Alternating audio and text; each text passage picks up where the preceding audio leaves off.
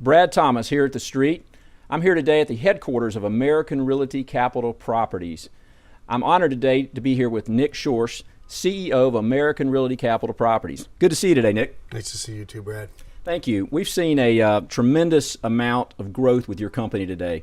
A company that started with around 70 properties several years ago, and you've grown to over 1,300 individual properties today. Can you tell us about the diversification and how you've enhanced your diversification since you've become a public REIT? Absolutely, Brad. I think one of the most important parts of building a high-quality REIT is diversification, both industry, tenant, and geography, but also it's about credit. When you look at different industries, different credits, whether it's Walgreens or CVS or Advanced Auto or AutoZone or Home Depot, when you look at those high quality credits, no matter how good they are, you need to have multiple credits so you diversify. That brings the embedded risk of credit default or rent non-payment or industry change. That brings it down.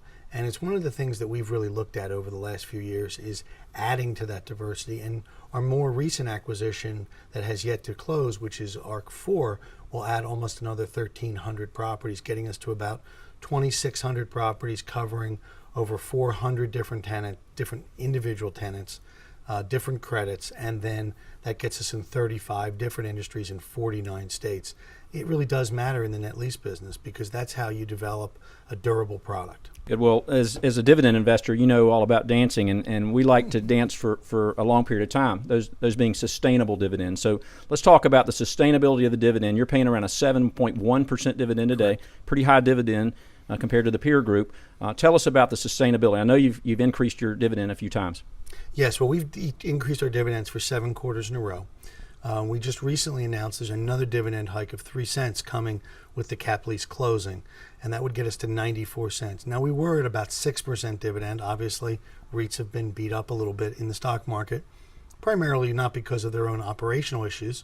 We've had a great quarter. A number of the other ones had a great quarter. But interest rates, they view us as a fixed rate instrument, and we've been, I think, overly tarnished by the Bernanke talk. I don't know how else to describe it, because we haven't eased yet. We haven't begun tapering the easing, and we haven't raised Fed funds rate from 0. So it is only talk at the moment. But REITs have backed up, so our price went down and our yield went up. But we expect to continue that growth. We are only paying out on a pro forma basis of our projected earnings. We're only at about an 80% payout ratio on a 2014 basis.